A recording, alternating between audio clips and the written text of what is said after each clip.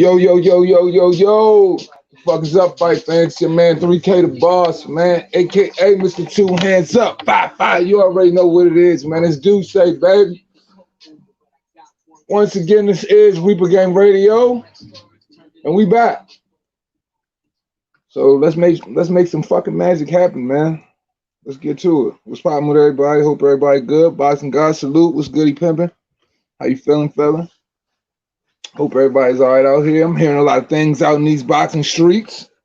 There's a lot of shit going on in these boxing streets, so I figured I'd tap in with the people, man. Yo, what's crazy to me is, man, look.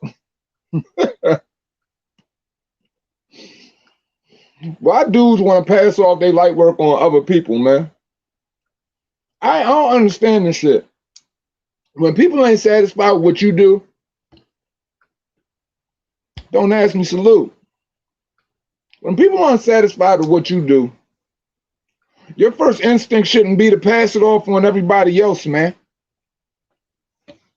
Your first instinct shouldn't be to pass that shit off on everybody else.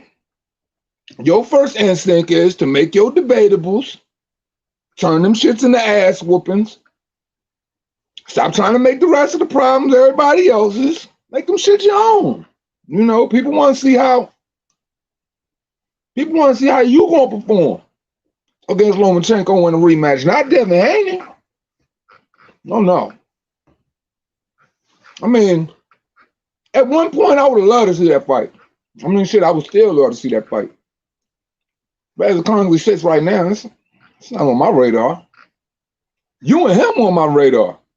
Now, if you don't make that fight happen, you need to revisit that situation. See if Bob Arum will keep up with the shit. Yeah, Shakur definitely about to eat his food. That's light work. I don't think he'll knock the kid out, though. I think he's going to go 12. You know what I'm saying? He ain't really showing me too much knockout power, but he definitely going to eat the kid food for sure, man. I'm looking forward to it. This is one good thing we got going on this weekend. George, salute. What's popping with you? Definitely is going to do all of the above, though.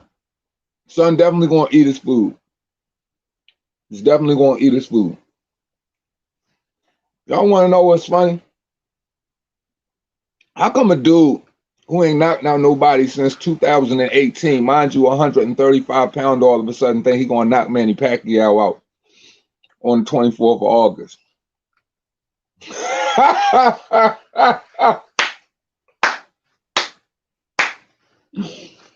Fake hysterics right there, but I can make it believable. Unlike your shit, you can't make nobody believe that shit, bro.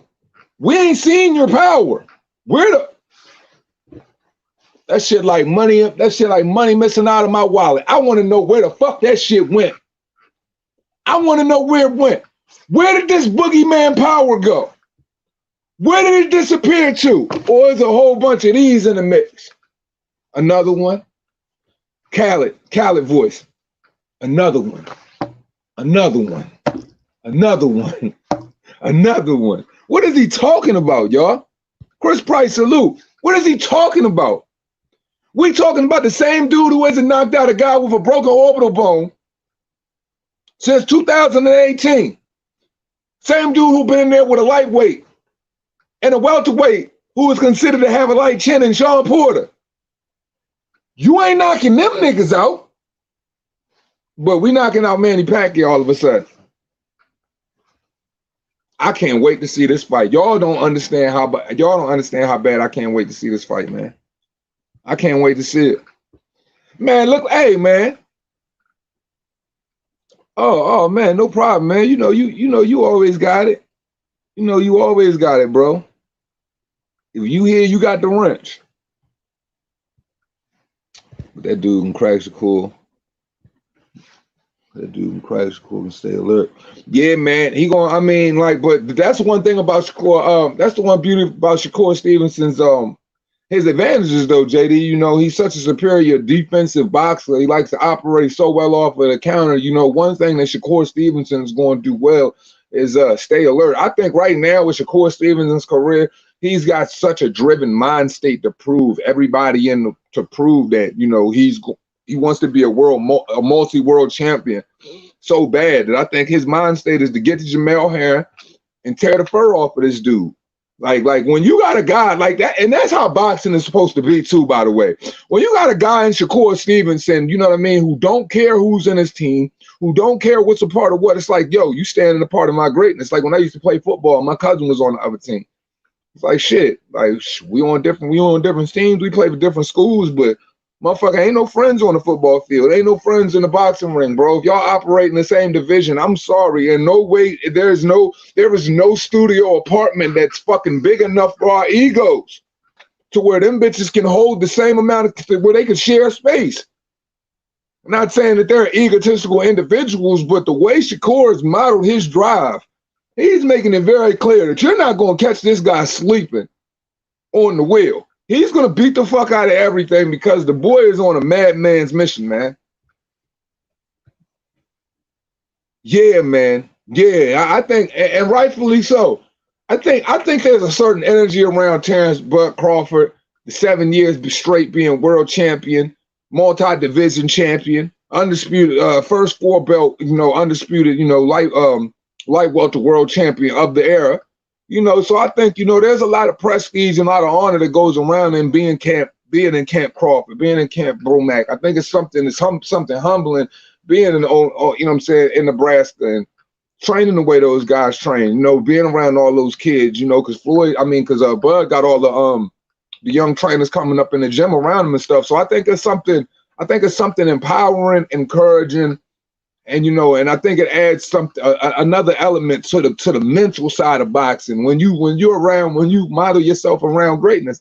And I think any fighter should want to do that. I think some fighters, more or less than none, some fighters just have to be in stables to where it brings out the best of you. And you're only going to see the best of those things if they're in certain stables with other individuals. And I think just Bud Crawford has one of those type of camps where it's kind of like, when the Mexican, the Latino fighters, how they rally around Canelo Alvarez. They all want to bring out the best of one another. When they get around Canelo, it's just something about him who wants you to bring out the best, man.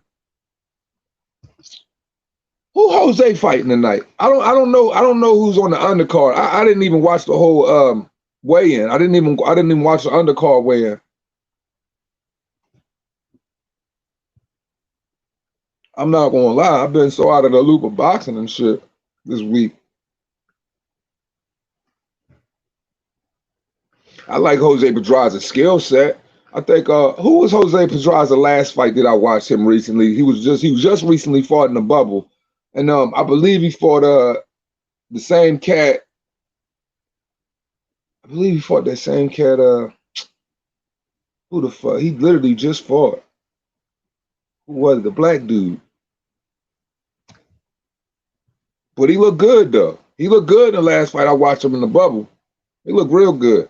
I mean, he shut that dude out. That dude didn't get no rounds. No rounds. Apprehensive of every punch he was throwing. He was showing good punches up high. He was showing good punches down low. Good footwork. I mean, Jose looked good to me. Bob Am says, no Lopez versus Haney fight. Bob is the kiss of death for super fights. Man, I think that, I like, salute, Mr. T. Shout out to you. Man, I think that has a lot to do with, Teofimo Lopez and his father, man.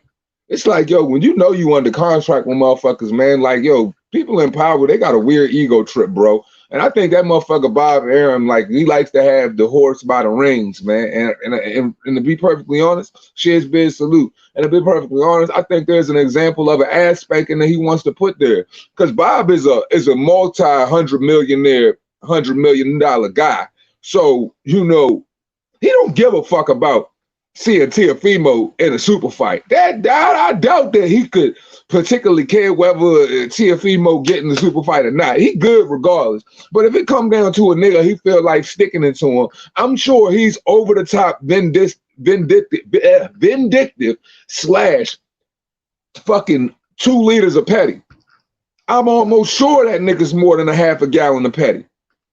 Like, can't nobody convince me any different. And the Kambosos, taking the Kambosos fight out of his hand, not being happy with what he was trying to give, which, this is well within your rules to do what the fuck you want. Should never be an issue. I think it's more how outlandish he was talking, and then, you basically shitting on Top Rank live on TV the one night. Which fight was that? That was when the bubble was going on. He was talking about how this supposed to be top ranked, this is boxing and some shit like that. I want to say it was the was it the Heron and Frampton fight, man? Hey man, I mean at the end of the day, shit, what very rich businessman isn't shrewd as hell? Don't miss skinny skitty Fah Fah here, and he's not doing presses again. Bruce Willis wrestling. I don't know, man. I don't know. Look, but I had a feeling like I was just talking about this shit with somebody on Twitter. Damn, man, I hate forgetting who I be talking to certain shit with because I be wanting to shout people out. Fuck. But either way, man, not to stay on talking points. Yeah, I was literally just talking about that shit with somebody on Twitter, bro. And I was saying to that individual, I was like, yo, he said, yeah, Deontay Wilder, he gonna run from the press conference, et cetera, et cetera. I said, honestly, I'm kind of curious. Because I was like, it really boggles my mind. I wonder if Premier Boxing Champions is gonna afford Deontay Wilder the same opportunities they gave him in the first fight. Because, I mean, they kept him out of the press conference in the last fight, and they didn't stop that motherfucker from getting the shit beat out of his motherfucking ass. So my whole thing is, press conferences help sell fights. You need something, you need a monumental push to help sell this fight. I'm sorry, Deontay Wilder's fucking crying, shedding crocodile tears, and his fucking record, and his fucking great-grandma's fucking old record catalog of excuses. It's just not gonna cut it, bro. Don't nobody want to hear that shit. And I'm gonna tell you another thing people don't want to hear. Don't nobody want to hear Tyson Fury speak outside of the ring unless he's talking dirty directly to Deontay Wilder. So if they're not giving you that, oh my God, I don't know what the fuck they plan on selling. I don't see the pay-per-view being a smash unless they're just people. We got dedicated boxing fans in the world. There's nothing wrong with that. I never tell anybody they're goofy for how they choose to spend their money, because how you choose to spend your hard-earned money is on you. Chain with the motherfucking ice though, salute. How you choose to spend your hard-earned money is on you. But I ain't never going to tell a motherfucker like, I mean, but I would seriously advise, and I would suggest that a motherfucker shove their money in their pocket because they don't give a fuck about your viewership. They trying to hope to salvage some dollars on their behalf. They don't necessarily care about the fan interest. Clearly they don't. We're about to get Sean Porter versus Keith Thurman 2. We're getting fucking this fucking fight on the 24th. I mean, shit, we're just supposed to be over the moon happy about fucking Manny Pacquiao versus Errol Spence. I mean, it's a good fight, but it's not the fight that we wanted. And I'm more, you know, confident in Manny Pacquiao's skill set at the age of 42. Rachel, salute. Ronald Finkley, salute. So yeah, man, it's just like, yo, to tell, I would say, I would even have to ask y'all, ain't that some deflating ass shit? Don't that shit take the wind out of your sails to hear Catacor salute? To hear the fact that motherfucking niggas are not going to have, he's not going through with doing no press conferences, like no face-to-face press conferences with Tyson Fury. What does that fight mean at that point? Because man, look, motherfuckers is on Twitter like gearing themselves up, getting ready for this shit. We are under a month and a half, I do believe so. Correct me if I'm wrong. It is definitely under a month and a half until the next fight. I do believe it's like, what, the 15th or some shit? I don't fucking know. I don't pay attention to days unless I got shit to do.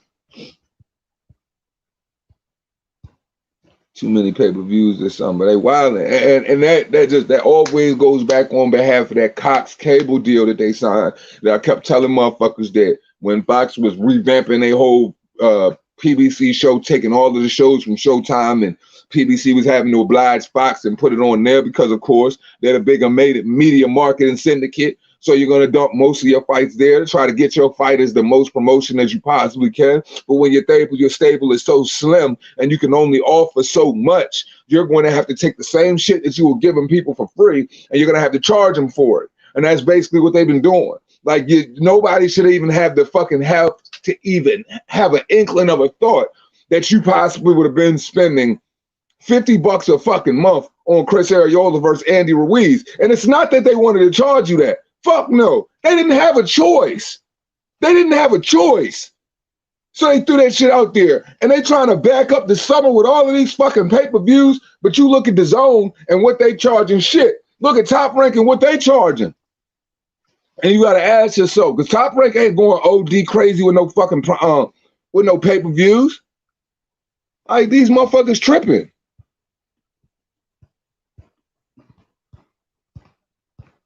The LDBC have promoted illegal streams as being the same as pay-per-view. I've had better people say the Wilder Fury did better pay-per-views than all AJ fights combined.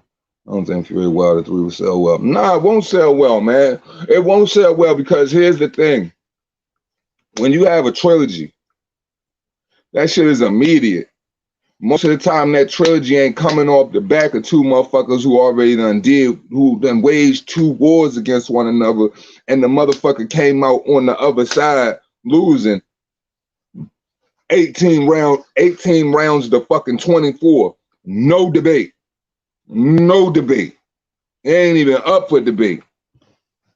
So when the fans already know that, they already see that shit, it's like, my nigga, like, for real, you think I'm about to come out here and give y'all type dickheads $100+ of my hard-earned money to sit back and stay up till what and watch what after I seen this sorry motherfucker get washed by this big motherfucker? Like, man, come on, man. Come on, man. You can't be serious. You can't be serious. Gotti line, salute, King. I'm poor to Deontay. Playing. And the nigga hit a worst thing, right? That shit didn't have no rubber matches in between it. Fuck Tyson Fury and what he doing. Fury could have fucked off the entirety of the time, running the town, painting that bitch red, whatever his favorite alcohol he liked to drink. I don't give a fuck. He could have did that. That's his prerogative. Because he fucked you up. Now for Deontay Wilder, he would have had to have a sensible, I don't know, man. I would think that a sensible manager would have put him in a rubber match. Have him have a rubber match, prove himself, somewhat boost his confidence so people could have been looking around like, okay, maybe we got something here. Put him in there with somebody that even looks remotely threatening. Like, you just let this motherfucker just sit around, trick off all of his time talking about his fucking baby bottles that's got spoiled milk in them. Fuck out of here. Hold on. I just said something. I just passed a bunch of comments. The thing Wilder versus Fury 3 would do less than 500,000 buys. Hey, man. Hey, James, man. I'm right there with you. Like I said, man, there ain't a doubt in my fucking mind, bro. There's not a doubt in my mind that this fight don't do nothing but what the first fight does. And that's a push, man. And that's if 375,000 people in the world want to see this nigga get annihilated like that. That's even if that's going to happen. Because, I mean, we've generated narratives already, and I'm going to keep it as honest as I can come. I think the shit might be fixed because it don't make no sense why you would have it, the fight already being signed and everything. You couldn't think AJ Anthony Joshua's name was going to help y'all motherfuckers that much when you put motherfucking bullshit on top of it. Y'all didn't. You never fought Fury. Y'all didn't do shit. All y'all did was show fans how much you don't give a fuck about them, how much you don't cater to what fandom viewership is. Like, people are looking at y'all like the laughing stock of boxing right now, man. And they talking around you.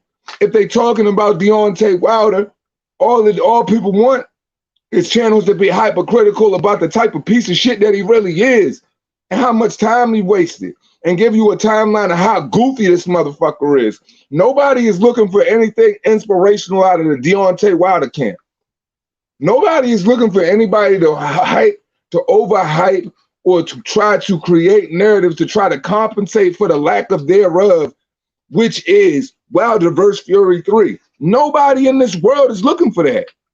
Like, yo, they looking for you to either assault this man with the undeniable truth, which is the fact that this nigga is 1,000% hot dumpster juice on a fucking August Saturday, sensationalize those talking points, treat this man like he a pair of dirty drawers, They want you to talk about that nigga like he's a pair of dirty drawers on the back of somebody else, yo.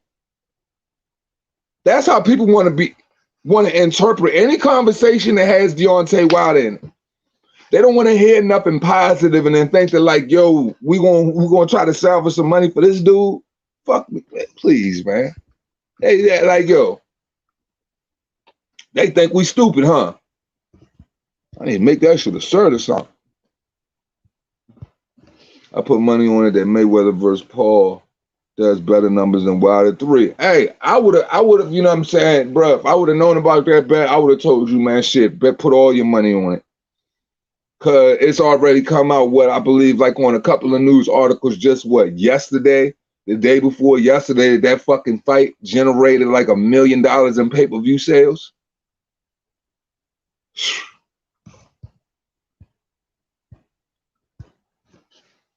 There's so many fights out there for Tank, but they want $70 for Barrios. Like, look at that shit, man. A prime example of how they do business and how they don't give a fuck about how you see it. People that take, once again, man, I tell people all the time, they take advantage of what the fuck they think you don't know, man. And the type of energy and the type of viewership that's around boxing is like, yo, the people that show up for it, they really don't think y'all be on it like that. They think like if they're not even playing it safe with the heavyweight division, oh my God, you can bet your fucking bottom dollar they're gonna try to fucking rob the fuck out you at 140 pounds. Please believe that. And how dumb is this, right? Now, we just watched the true crowning of an undisputed champion at the light welterweight, or the super what? Super light. We just watched Josh Taylor get crowned. Shout out to the Tartan Tornado. I fucks with dude. We just watched him get crowned at 140. So what fucking belt can this Cabbage Patch Kid looking ass nigga, this Garbage Pail Kid looking ass nigga, man, what belt could he have at 140? And what belt could you put up there to think that's going to make it any more appealing that motherfuckers is going to go out and buy and say, hey, that's a legitimate claim at 140? What? You just watched Josh Taylor and Jose Ramirez fight. Did you forget? Oh, I forgot. Most niggas that tune in to PBC fights, they don't pay attention to what's going on in the real boxing world. My bad. How the fuck did I let that shit slip my mind? We just watched this shit.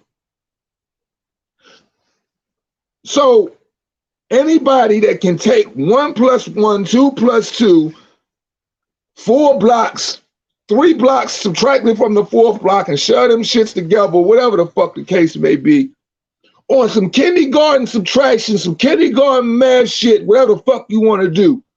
And they'll tell you all day, this shit is a fucking joke. We just watched Josh Taylor versus Jose Ramirez. That was for the undisputed championship of the world. So what belt is Tank Davis getting at 140? To where y'all can say this nigga is going to be a what? 3-4 weight division champion? The nigga ain't won a real belt since what? The IBF, since he lost the what? IBF title? All them shit's been regular. And mind you, he lost that shit, his last real shit, to the scale. They've been pushing this shit on motherfuckers for too long. And people allowing it. And look, look, this is so crazy to me, right? Did any of y'all watch it? I'm probably going to butcher the dude's name, but I got to say it. And y'all going to know who I'm talking about. Did anybody watch the Batir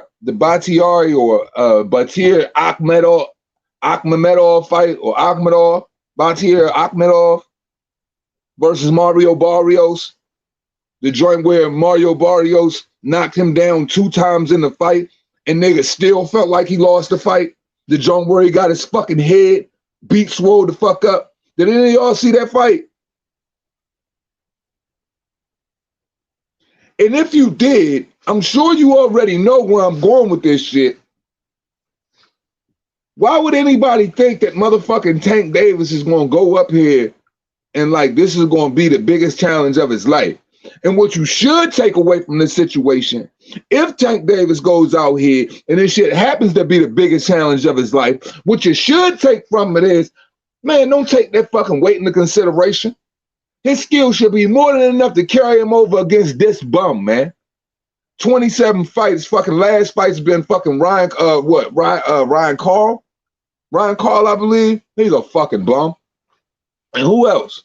The nigga you lost to.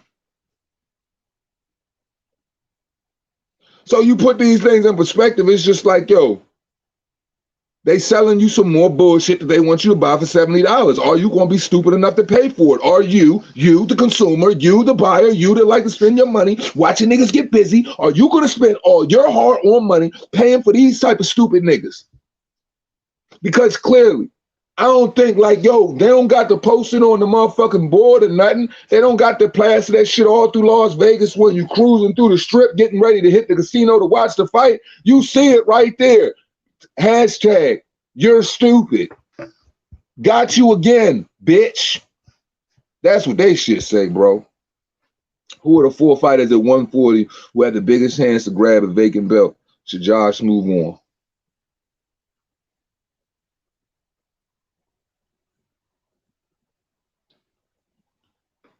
Gary Antoine, Jerome Boots Ennis. Really, I like Gary Antoine the best out of the crop of guys at 140 pounds. Of course, you can't leave Regis Prograis out, and I still can't count Jose Ramirez out of the pack, but considering he's coming off a loss, I'll probably leave him out. I think Speedy Rashidi Ellis got a little bit of skill at 142. But as far as who would I see getting the vacant title and who would probably shine better out of that bunch, it'll probably be, Regis Prograis, of course, Gary Antoine Russell, probably Jerron Boots Ennis. Yeah, man. But out of all of those guys, I think who got the most crack, who probably got the faster hands, who's got more of a better developed pro style that isn't trying to show you all of this extra like super flashy, flash and bang type shit that just kind of goes out there and just gets it done. But you can see that it's hyper efficient. You can see that it has a very, very consistent pop behind it. Hasn't showed any wind fatigue consistently. I just like Gary Antoine, man. I like everything Gary doing, man. Top Rank should show Fury versus Wilder 3. I'm trying to answer all of these questions down here today. Like, I ain't come here to do my usual shit. I came here to tap them with y'all and kick off what y'all talking about. So I'm trying to answer as many questions as I can today. Sometime I'm gonna have to skip down a little bit because I know them bitches coming in. But yeah, man. Top Rank show Fury versus Wilder 3 on ESPN Plus, but they ain't because they lost money on that second fight, which they always try to make up on third. Absolutely, Kat, you ain't saying nothing wrong. You know what I'm saying? Like you definitely sharp on what's going on. And I mean, and as long as we can take our fan, our love for the sport out of it and look at it from the business aspect of things, it's not really too hard to follow the invisible trail of breadcrumbs of something that you're not necessarily privy of getting the information, because it's all right there for you. Like if we talk about this fucking Kai's Cable deal, we talk about the Slim Stable, we talk about the losses that they've took, and like, yo, I don't think motherfuckers like, yo, it still hasn't left my mind all of the L's, they so-called up-and-comers, the people that was around them at the time, and like I believe 2019 it was, all the L's they took that year. I mean, from Jermell Charlo, Jared Hurd, Marcus Brown, Badu Jack, who else? Man, a lot of people took L's. Julian J. Rock Williams. This was like a span of like 3 months, 3 to 5 months. Motherfuckers was just taking back-to-back L's. So it's just like, and if you really like look at their stable, these were all of the guys that they were trying to push in WBC interim titles, trying to give them so-called versions of a full belt and shit like that, and all of them shits got fucked up. Like when you turn around and you look up and all of the guys you put in your marketing plans in, Jared Hurd turns into Julian J. Rock Williams, fucking Jermell Charlo turns into goddamn Tony Harrison. Like, yo, that just completely fucks up your plans. Completely derails what you got going on. So, you know, if once again, taking in this cable deal and everything else, it's like, man, it's slim pickings. They not making a lot of signings. You're not going to make a lot of money off of the smaller weight guys. People don't sensationalize those divisions too much. So it's just like, man, yeah, they trying to make up for a lot of fucked up overhead, man. And that's why Fox had their business. If nobody paid attention to it, you would have saw that Fox figureheads was all up in the PBC business, doing their fucking interviews, changing around their whole scheduling because they had fucked up so much money, man. It was like, yo, we got to get this shit out of the hands of these motherfuckers.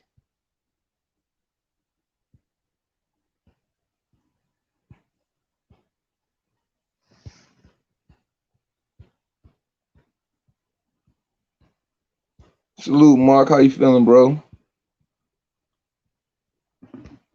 I've talked to quite a few casual fans. They're not interested, so I think this fight might makes much more. Hold on, I talked to quite a few casual fans. They're not interested, so I don't think this fight makes much more than 300K. Yo, like that's like the push, and like the only reason I put that shit on par with the first fight, I'm just like, yeah, there might be a lot more ears lended to it, and there might be a lot more people that give a fuck about it, but nah, man, I just don't. It makes no sense to have it, dog.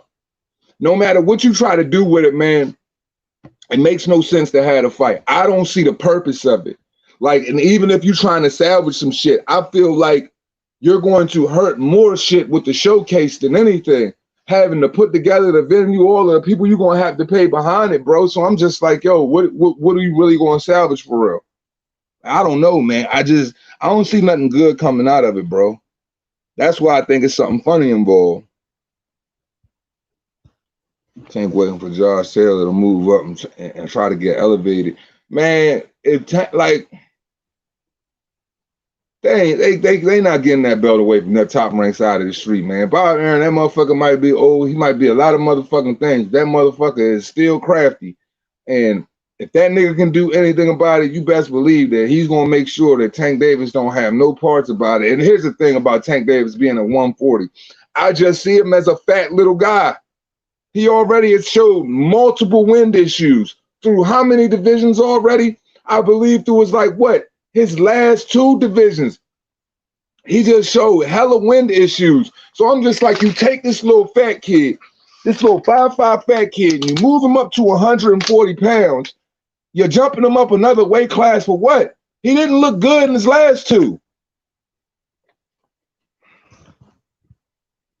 And if they think they're just going to finesse their way on a top rank or a matchroom side of things, when it comes to these titles, and they just go finesse his little fat ass up in there and he just going to get something, man, hell nah, man. Them motherfuckers will let them motherfucking regular ass belts bake in the sun so them bitches melt.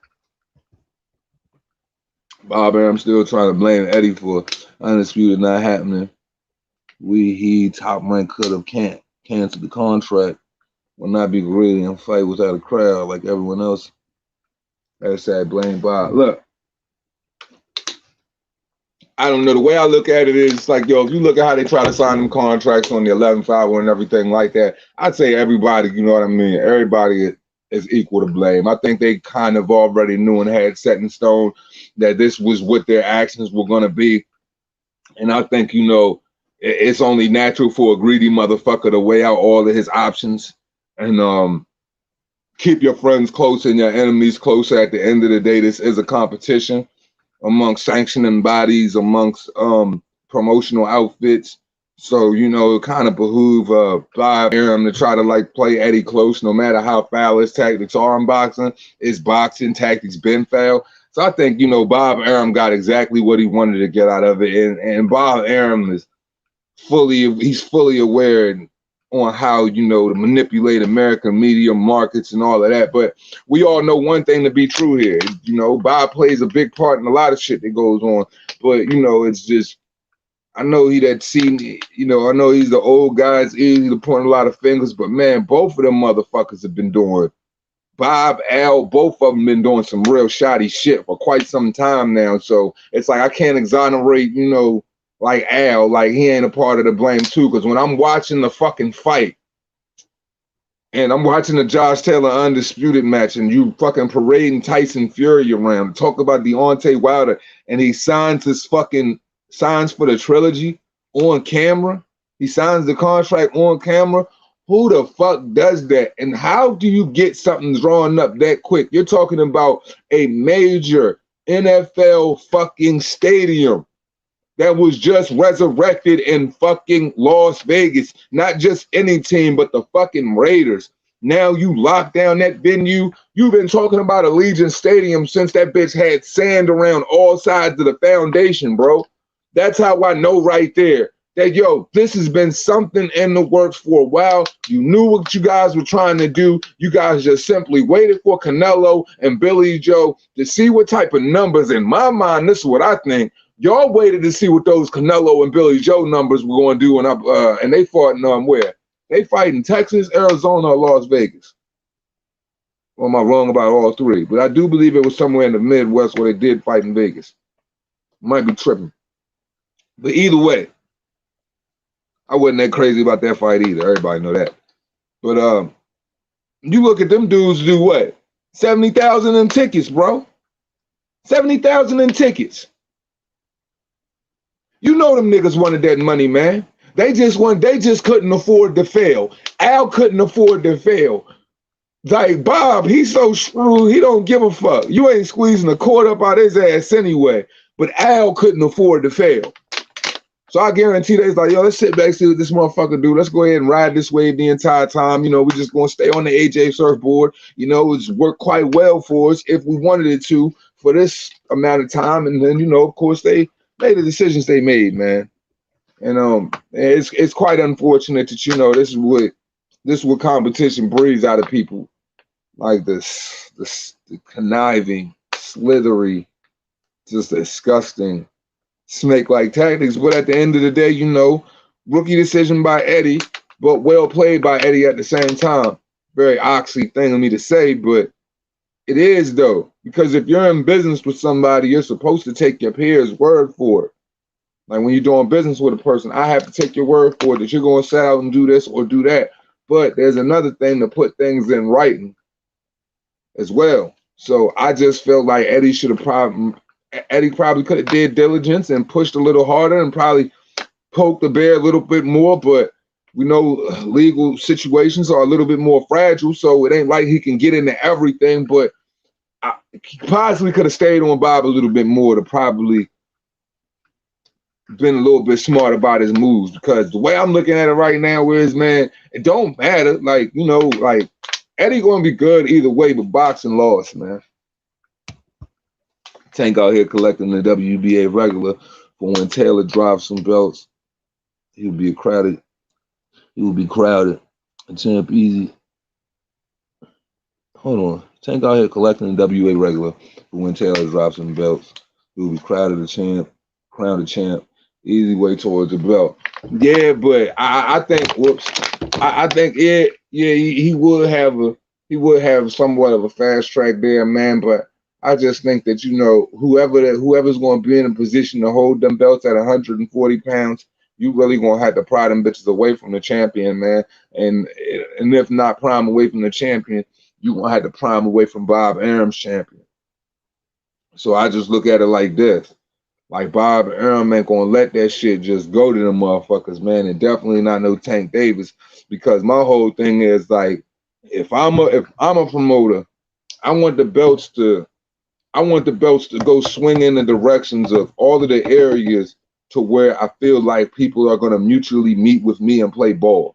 And we've seen Top Ranking the Zone do that before, but when it comes to even Golden Boy, we know they'll do that, but it just seems like when it comes to the PBC, they're just that one conglomerate that's just like, yo, no matter what, Slim, we not gonna play ball with y'all motherfuckers. We'll create a whole fucking illusion. We could be living bad as fuck in this joint. Roaches running through the cabinet and nothing but empty cardboard in this bitch. and we'll still present it to you like our fucking fridge is fucking packed, like the pantry's full of fucking groceries, like we eating better than fucking a 10-family buffet. Like, but at the end of the day, y'all won't know we doing bad. That's what type of pride these goofy motherfuckers got. Or it just seems to me that they have. But man, look, Bob ain't gonna let that little fat motherfucker slide up in there. And I think he might be a little bit, I think they might be a little bit more threatened about the people around him, man. I think Floyd trying to use that tactic with his fighter, man, just bounce him around, use the casual fans and create a certain perception that isn't necessarily so. But belts do kind of dictate a certain type of perception, or creates a certain type of energy around people who don't, if they can't even understand what those belts represent. They just see shiny things, man. Kind of like kids in front of fucking little kids in front of like gumball machines and shit. Why can't they do some public polls and find out the fights that real fans want to see instead of shoveling shit down our throat? You know the crazy thing is, right, Gotti, we do polls every fucking day. They could look at YouTube alone. They could take any one of these sites from fucking Fight Hub down to Boxing Social all the way down to the smelly nutsacks of the world. Smelly nutsack news and shit. Pause. Like Blue Blood. You can look at any one of these dudes. Punch Drunk, Mark, Unrivaled, Subscribe, D Jeff. Shit. You can look at anybody and see that. Several people do polls and always ask what about the betterment of each division. We ask these questions all the time, and who should be fighting who. And the people let people know all the time, who do they want to see? You think these people give a fuck? No, because that shit, I think it breeds more apprehension than anything, because what the people want is going to be based in competition. And I don't think they particularly care to operate in competition in the realms of, hard-nosed competition. I think they would rather operate in the realms of having barriers of safety, man. And when you take people out of those, and most of those fights people want to see are out of those areas of that comfort zone that these dudes like to walk in. So if you take that away from them, you take away the control. And that's why, we get the shit shoveled in our face time and time again. I always see it like that, because you look at the way they move the Charlos, you look at the way they move Tank Davis, look at the way they move any one of these dudes, or anybody that's apprehensive about putting their guy in the ring with talent. You see the way they move them and stuff like that, and then, you see that they'll put him in certain fights that might look like the name is okay, but what weight did he come from? What did his last fight look like? Like, when was the last time this dude knocked somebody out? He's not a real threat to this guy. Okay, these motherfuckers got a real good way of knowing how to be like, yeah, I know that's the fight y'all motherfuckers ain't want to see, man, but they'll take it though. They'll stomach it. They're comfortable with that. I think they get big kicks out of that shit. Man, I got more hype about Clarissa Shields fighting MMA. Yo, that takes a level of going out for the gusto, because Clarissa Shields was willing to do what a lot of fighters weren't willing to do. The only person I think crazy enough that was willing to do it was fucking James Toney, and that's because James Toney got the fucking ego of a fucking goddamn. Like, James Toney ego is out of fucking control. You put fucking James Toney in, man, James Toney could be battling this fucking bread-ridden fucking grandmother in checkers or something like that. And this could be her last fucking day to live, and I don't think he would let the woman win. For real. Like, that's what type of competitor James Toney is. So I think he did it with Randy Couture and got submitted or whatever. But she won. She went out there and knocked the girl out, man. I think that's something that not a lot of people even ballsy enough to do in our sport. They aren't ballsy enough to go from boxing to go over to the UFC and lose, because they don't want to put them, like, boxers can't ever really put themselves in a position where they look less than invincible right now. I feel like these dudes make themselves try to come off like every move they make, they try to market themselves with a level of invincibility, but I'm like, bro, it's just like, that's not even true, man. You're only as invincible as the opposition you face, bro.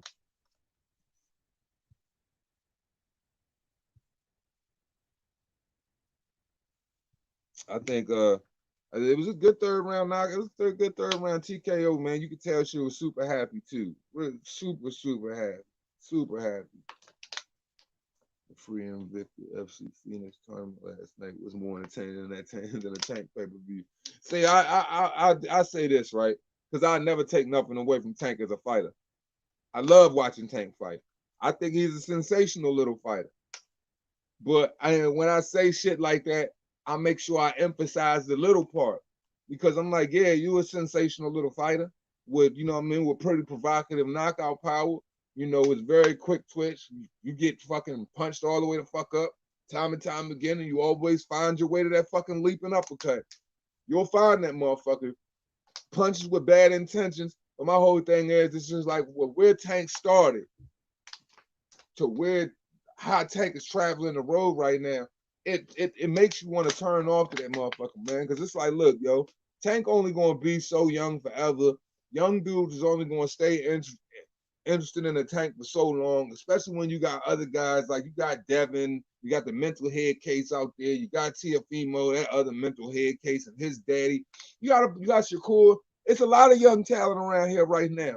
Niggas ain't just seeing Tank no more. You know what I'm saying? Like before, it was a time where all you saw was Tank. You feel me? He was that premier young dude that was fighting. It ain't like that no more. So it's like, yo, like we see what you doing, my nigga, and it's not even adding up. You supposed to be the one that's like, he should be trailblazing the whole shit. But he not though. Because look what he chose to do. When you took your foot off the gas, chose to go coasting, eating Sonic chili willies and fucking slushies and shit like that, fucking Floyd, fucking throwaway bitches and shit like that, getting locked up, beating up your girl at the fucking University of Miami and stuff like that. While you was doing shit like that, niggas was really hunkered down in the gym getting busy. And now these little niggas is champions, and you creating for they scrap ass tinfoil WBA fucking little underbutt belts, man. And it's making you look crazy. Because if anybody, you should be trailblazing for them dudes. And them dudes should be looking at you like, this is the fight I'm trying to make. This is going to be the one that really boost us whoever to that next level. All of them should be on that level. If they mind state, if they operated and they did things to put them all on that level, yo, boxing, the energy around boxing would be crazy. Because to be perfectly honest, we got good young personalities though. Real talk. We got great young personalities. Tank's a good personality, even though he's dumber than a fucking box of rocks and fucking 2 paper planes in the motherfucker. You got Ryan Garcia, he's a little fucking clout chasing, narcissistic little bastard, but people love him. You know what I mean? You got Devin, he a little flashy little dude. You know what I'm saying? His dad talked the right type of cash shit. Got a following behind him. These dudes all got followings. These dudes all bring something to the table. And Teofimo, his daddy just fucking, oh my God, don't even get me started there. But case in point being made though, you feel me? So it's no reason why there shouldn't be a certain type of energy to where it's just like, yo, these dudes should have to be mentioned where Gotti said, yo, the Invicta free, you know what I'm saying, pay-per-view, whatever he was watching, I believe, what's that, rugby? Rugby or soccer? Rugby or football? Whatever. I know it's one of the two. He shouldn't even be having to say that. You know, that shit's more entertaining than a Tank fight. Because in reality right now, there should be nothing more entertaining than a Tank fight, a fucking T.O. fight, a Devin fight, a Ryan fight. You know what I mean? On down. Shakur, all them boys. JoJo Diaz, whoever. Like even JoJo Diaz getting better. Like, so I'm just saying, man, it should. There's conversations that could be had. Because look at JoJo Diaz and Tevin Farmer. Shit, I didn't know them boys was going to operate like that outside of the ring. But they did. Created better talking points. And look, Tevin Farmer ate a big piece of humble pie, but that's cool. It's the right type of fight. Like we ain't having these conversations about them right now. And it's fucking sad, man. Because them boys done caught up to him, yo. You not the only nigga out here riding clean no more. And people recognize him. Nah, them boys' names in the headlines too. Tank to get slapped around. Defensively inefficient, man. definitely has a skill set that I do. I mean, about his level of defense, I'm not the biggest fan. I'll be the first one to tell you that. That's why I feel like a few of them boys beat him up. And that's just because if Leo Santa Cruz can punch you like that, and he can hit you like that, them boys can motherfucking knock you out.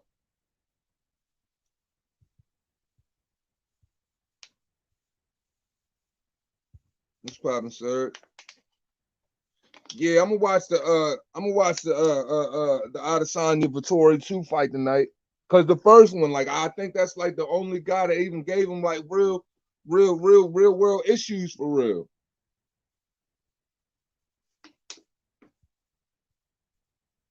That I know of. That's the only guy that gave him any real problem.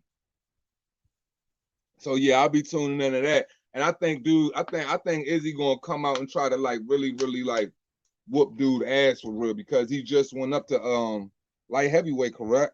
He just went up to light heavyweight and tried to be great up there, and he lost. So you know he's coming out there to really like steamroll a motherfucker tonight, man. So I'll be really looking forward to that, man. Whose name is that? Strangingness. Salute. Mad Chad was popping. Okay, it was in Texas. Okay, got you. Yeah, that's right. It was Dallas Stadium. Man, that's how much like I was not like really like I watched it and everything, but it's just like I already knew how that shit was gonna go, y'all. It's like, man, when I know Canelo about to fight Billy Joe Saunders, I'm sorry if it don't just get me up like it get the rest of the world up for that shit. Like, cause I know he's about to beat the fuck out of this dude, man. Like, and that's exactly what it was. Then when I'm writing shit, niggas is like, see, man, that's what I'm like, man. It ain't like I'm trying to be a hater. I hope people ain't thinking like I'm trying to be a hater. It's just that's just what it is, man. Like you know, this dude is a joke, man. Canelo gonna fuck that boy up. He fucked that boy up. The 140, I think we'll get the titles next. We'll be elevated. Matthias, Honorable Barbosa with the WBO. Jose Ramirez beats Zepeda and win nights. Yeah, like and fucking Zepeda looked real bad a couple weeks ago, man. I mean, like his fight was anything less than fucking like it didn't look good. It wasn't a great showing for yourself for a guy who wants to prove he can go out there and win a title at 140, especially coming off the back of what we just witnessed. It just doesn't do it for me. I think that the Zepeda Barancik fight was about as good as it's going to get for him, and unfortunately, I mean, hey man, Adam Barancik, former world champion and the WBSS, but I mean, shit, that's about what it's going to get for you, dog. And I've been hella busy lately. I haven't tapped in on YouTube in a while. Shake my head. I miss hella shit. Man, for real, I'm not even going to stand on you, Serge. I ain't even been on YouTube in a while, for real. I've been away from YouTube. No bullshit. I ain't been able to edit, fry my computer. Arm has lost a fortune with flat. Yeah. Think about it. The first fight with Tom Schwartz, what was that? 3,500? No. The first fight with Tom Schwartz was, correct me if I'm wrong, 7,000 to 9,500 tickets sold. And I believe the second fight with Otto Wallen was something crazy like 2,500 to like 5,000 or some wild shit like that. Then like y'all didn't even break even with the Wilder Fury 3. So yeah, that $100 million, I don't know how great of a return they getting back from that shit. It's like, yeah, y'all paid a lot of money for extremely big mouth. Pause. Like, that's what you did. Sam Shaw, what's goody, family? The Harlem Show, salute. Appreciate you stopping through, showing some love from the UK. No doubt, no doubt. I can dig it, man. Real talk, Tank gonna have Barrios problems. Yo, Barrios is a long dude, man. I'm not the biggest Barrios fan in the world. You know what I mean? But I mean, shit, dude can take a punch. From what I've seen, he's a rangier fighter. I mean, he's kind of he neglects a lot of shit though. I think Tank. I think he get. I think he's gonna get uppercut to sleep though. It's just Barrios just don't impress me, man. And like I know these moves, man. These moves is to make you go up there and try to look like you this dude, this multi-weight jumping and shit like that, fighting guys that people respect. But this is the thing. How many motherfucking Mario Barrios fights have you seen have not been out of the fucking pacified protection of the PBC? Not one. If all you fighting, at the end of the day, I'm sorry, yo. If all y'all fighting is PBC niggas, I can't put you on a pound for pound status. I can't put you as a top fighter in the world. I just can't do it. I can't do it because y'all don't fight nobody else. You won't fight nobody else. So while the rest of the world looking at Jermell Charlo like he's this great undisputed fighter over at 154 for the PBC, I can't do it. You coming out of a very lackluster division, bro. You're coming out of a lackluster division, and your last fucking fight, I don't care what nobody says, Mans took a dive. Period. If there was something not right about that fight, can't nobody tell me no different. Something about that shit was fixed, bro. Something about that shit was fixed.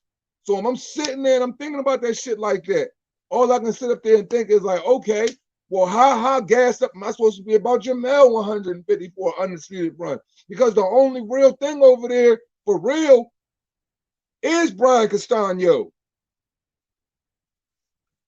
And I really don't think you can beat him. I don't. So where am I supposed to put him on pound for pound list? Okay, he got belts. He was supposed to do that. He was in a position where they was going to give him that shit anyway. There's only one other person that they wanted to market ahead of him, and that was Jarrett Hurd. Jarrett Hurd threw that shit out the window. Jermell threw that fight out the window. Both of them fucked up in their fights. Fucked up their fight. That was supposed to get them two popping. That was their whole year. That was their whole milk carton crew of L's. Of L's. That's why it's just like when I look at these dudes, I can't legitimize these niggas. And the only reason I can't legitimize them because if you constantly in-house and you doing fights with other niggas that you know these niggas that showcase niggas, y'all been getting beat up by showcase niggas, man. Like, let's keep it a beam. They've been getting beat up by showcase fighters who they supposed to come out there and look great against. And when they not even doing that, it's like, man, who gives a fuck? And it's like the only real dude that I really liked, there's only a couple of dudes that I really liked over there, but the one person I really fucked with over there, Joe, Shango, Jamal James, where the fuck he been at? I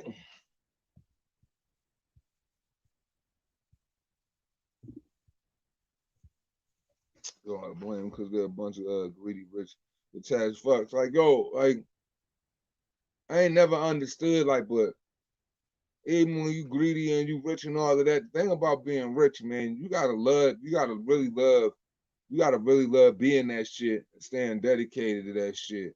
Like, so you want to keep turning over a profit because if you live in a certain way, you got to spend a certain way, your expenses a certain way. I don't see how these niggas can motherfucking say that like they really love it that much for real. Because I'm serious. I really be looking around like, okay, well, are these dudes just taking the fucking budgets from the major marketing machine and just taking all of the advertising dollars, shoving it in their back pocket, shoveling out just a small percentage of it, keeping everything else, putting on a small in-house fight, paying these dudes a small portion, making them feel fed for real, while they eating the benefits, but while they eating all of the fucking fringe benefits, but at the same time, like they catching L's on top of L's? I don't know. I don't know because I don't see where all the money is to go around. I don't see it. I really don't. They're moving it to T-Mobile. Okay. T-Mobile Arena, huh? T-Mobile, that's is that in California or is T-Mobile in Vegas?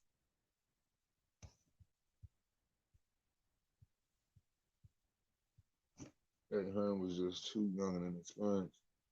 Most thing that was Hearn downfall, he was too ambitious. Man, yeah, man. Ambition will shoot you in the foot. And knowing that you've been trying to secure, yeah. And I would have to chalk that shit up to 100% ambitions as well, because they made it no secret what they're after here. They're after all of the great, all of the, all of the benefits, you know what I'm saying, of being in the heavyweight division, have the biggest star in the division, having all of the belts in the division means to legacy, what it means as the promoter who puts that shit together or have playing a major part in it, because I think that's what's amiss too. Because back then, like when you had a Thriller, Manila, and all of that shit going on, like there was a certain thing, like you wanted to leave a certain stamp in history and shit and say that you were a part of putting this together. You brought these two fights together. It had this atmosphere. And when you look back in history with, you know what I'm saying, with all of the great boxing historians of the world, you had these conversations, these topics would come up and your name would be a staple in that. But it's like now, I don't think they really like, there's, these other promoters ain't looking at that shit like that. Man, fuck these motherfuckers. I don't care what he's trying to do over there. We can't let them win. My whole thing is in business, I feel like, man, may the best man win, man. If you got a champion, you got a champion, he got a champion. One of y'all, both of y'all motherfuckers should believe in y'all guy enough that he can smoke the other guy. And if you don't believe in him like that, then what you sign him for? I'm sorry, I'm just not the dude that's going I'm not gonna just put my money up on a nigga that's a whim, bro. I don't give a fuck how much money I got. Ain't no money to throw around when it comes to wins and losses. Man, I'm doing great, bro. I can't complain, man. I know I'm gonna be watching Diaz versus Edwards, Asfali versus Vittori. Oh yeah. You already know. Like I think everybody's going to tune into that. And see that's like, but like UFC fighters go through a different type of shit. It's like they the most underpaid motherfuckers, and they take on the toughest motherfuckers. It's like, God damn, you damn if you do, you damn if you don't on both sides for real. Lime, Luke Fury, Long, Fish Eyes, Frank Warren, my bitch ass Bob Quinn, Eddie talking too much. Folks want to see the fight not to get ranked. Bob's incompetence and greed. Man, that's a and that's a foolish practice on his behalf, because you're at this point, man. You're at the point of where you're gonna make so much money off the fucking fight. Feel me? Like y'all are gonna make so much money. I don't even think there's even a inkling of breathing room. I don't think there's enough fucking space to where like there's any room for fucking being greedy. You feel me? Because everybody's gonna make so much fucking money. Fuck with Anthony Joshua and fucking Tyson Fury making. Okay, they getting a couple $100 million. That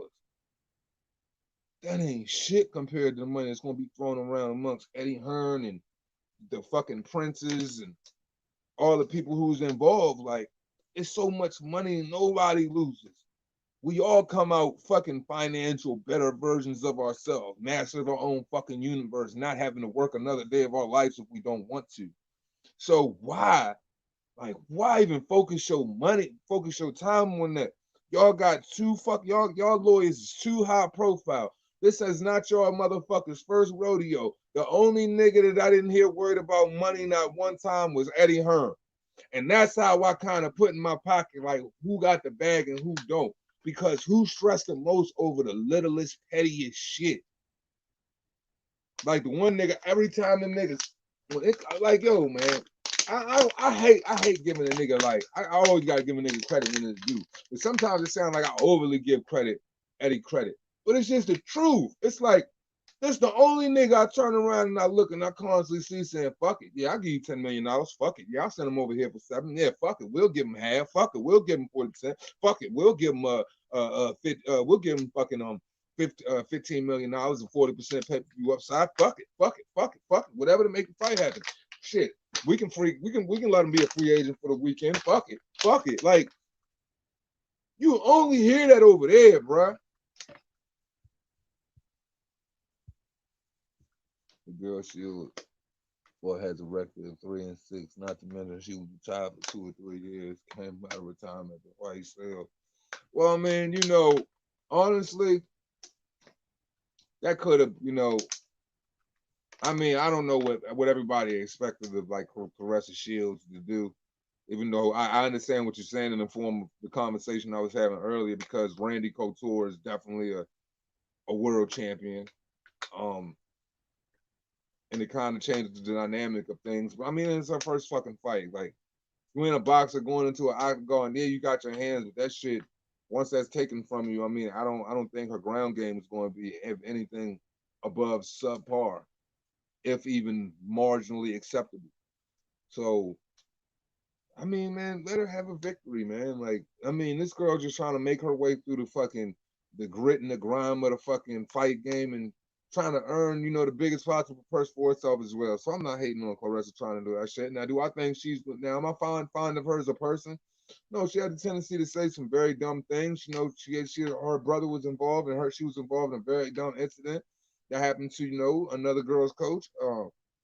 But I mean, she grind for her. So I mean, I wasn't expecting her to go out there and like fight somebody who could really do her damage. Like, that really just kills the whole like marketing aspect of it. I wasn't expecting her to like.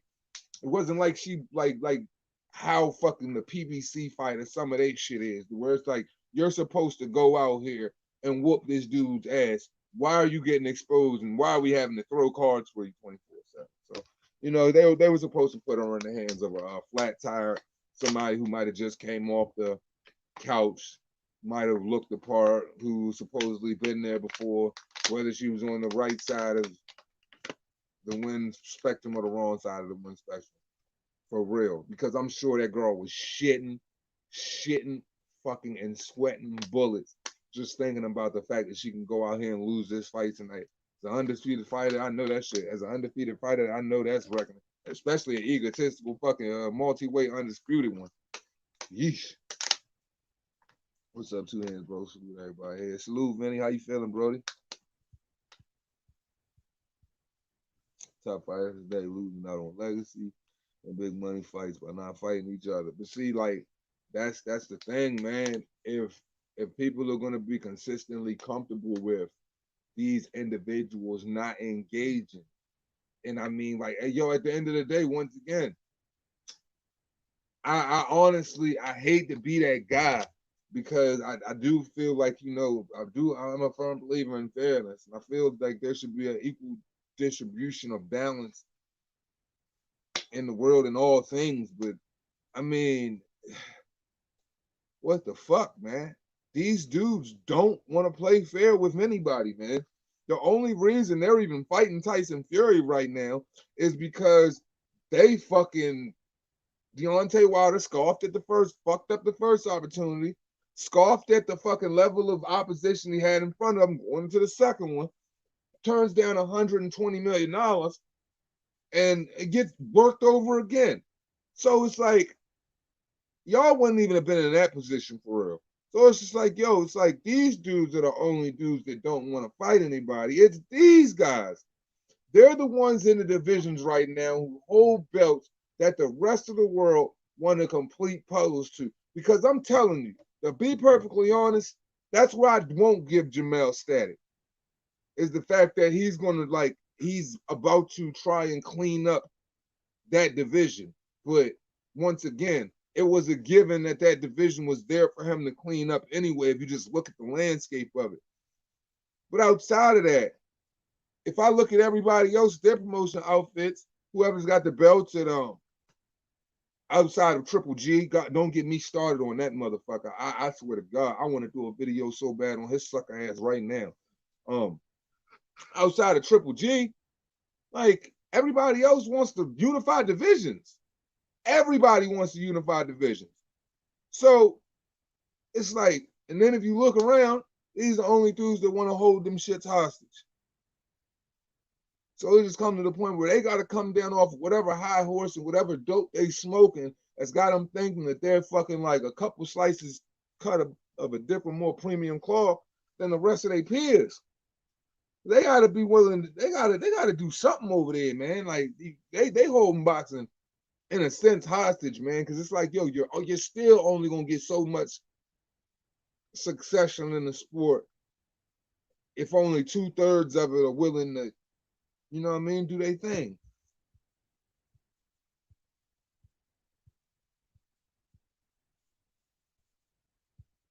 Motherfucking salute. Man, I'm just chilling, man. I can't call it, bro. I can't call it. Just another day in life, man. Fucking bad weather down this bitch. Oh my God. Sky Sports getting a 4-year deal with Top Rank. We're getting a whole load of late night fights here in the UK. Yeah, man, that's dope, man. That's dope, man. I mean, if anybody was gonna get it, man, it would be Sky. It would be Sky, man. Shout out to Sky Metro, man, for taking the chances in boxing.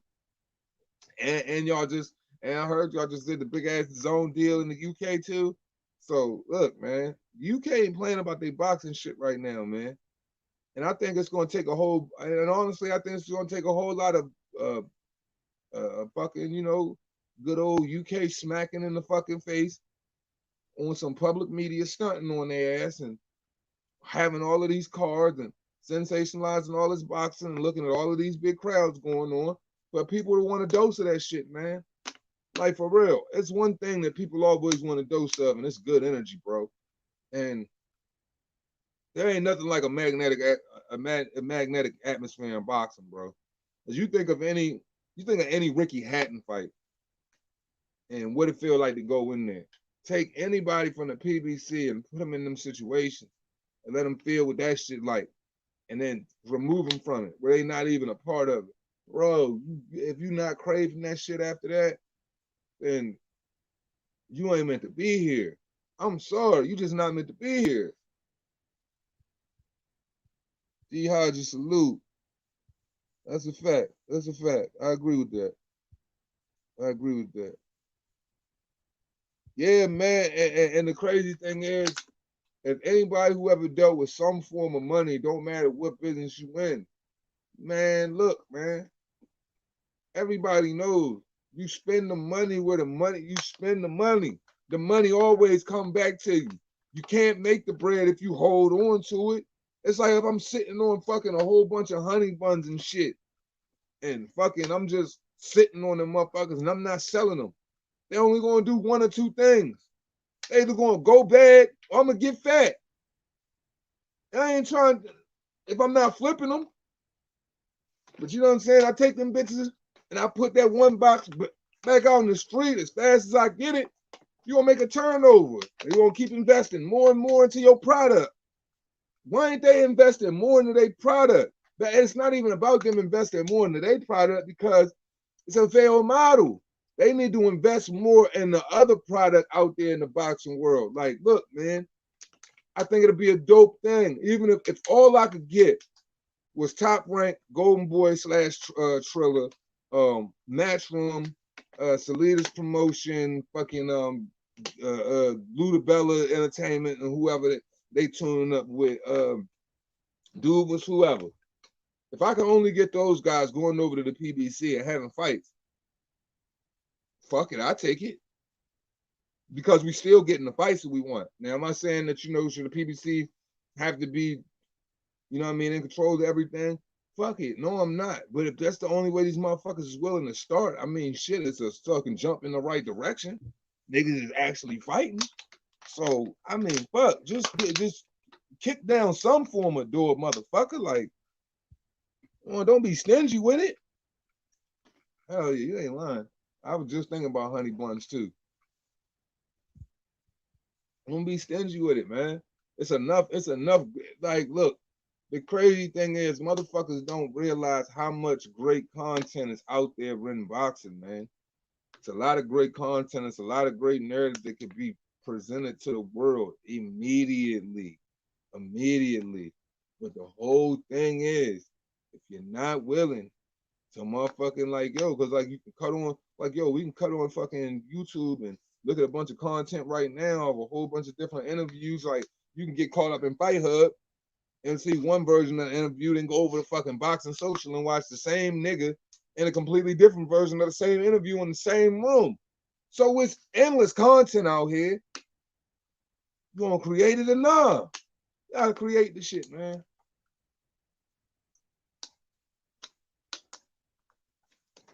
Niggas not creating no content.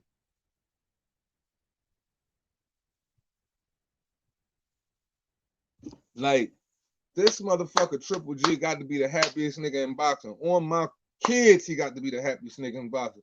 This motherfucker gets to skate around, do absolutely fucking nothing, get stroked a fucking get stroked a 9-figure motherfucking deal. And this motherfucker has basically just been sitting on his motherfucking ass and just smiling. Like this.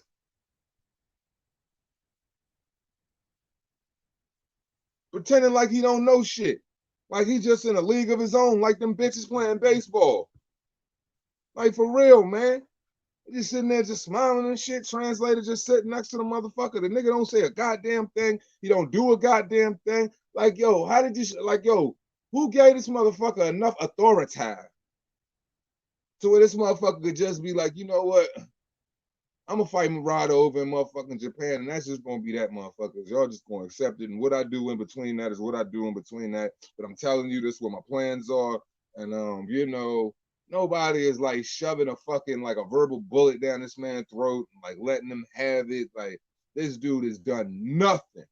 He has done nothing. Like you talking like, yo, let's swap Canelo contract. You should have seen if you could have got Triple G and Canelo with a fucking 2-for-1. Those dudes have done nothing. Nothing. Not saying Canelo has done nothing, but in comparison to Triple G, this dude has done jack shit. Shit.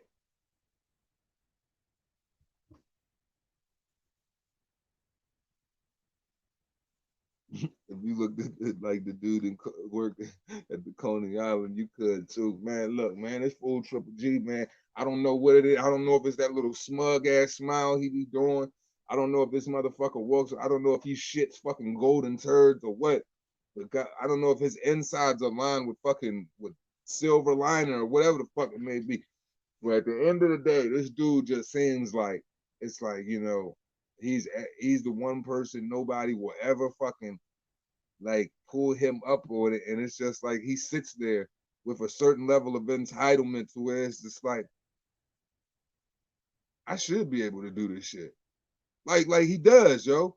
He literally sits there in front of the fucking media. Like I'm telling you, the nigga speak good English low key, but he chops that shit up in front of y'all motherfuckers and play dumb. Uh, uh, uh, he do that shit on purpose, man.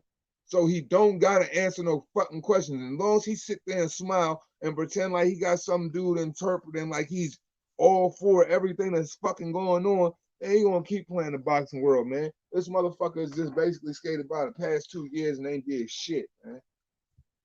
This motherfucker ain't did a thing since the zone signed him. He ain't did a motherfucking thing. Triple G, man. Good old Triple G. Oh, they saying the fight is off from what you heard? I have to look in there when I get off here. I'm going to look into that when I get off here. Matter of fact, I already know who I'm going to reach out to. I'll find out in a couple minutes. Let's start up R3 Entertainment. We'll recognize for showing why I was done. Man, somebody got to do something. The only thing, look, man, the beautiful thing about boxing is, man, anybody could be involved in it as long as you got the motherfucking money that's going to keep you there.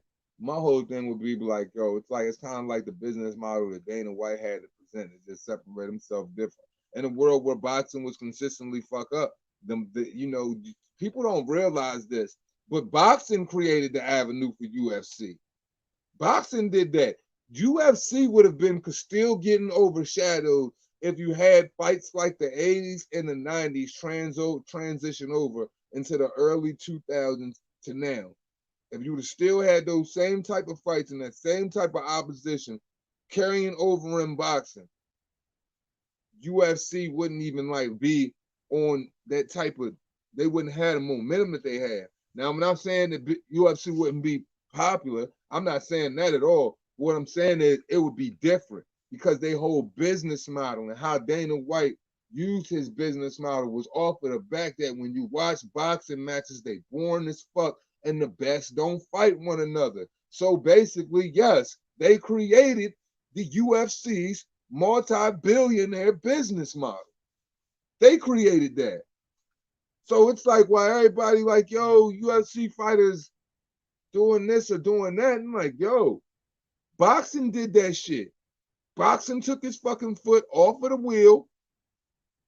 I mean, took his hands off of the wheel, his foot off of the fucking gas, and let somebody come in that Jones, swoop in and pull a GTA and just steal the car right out of Los Santos.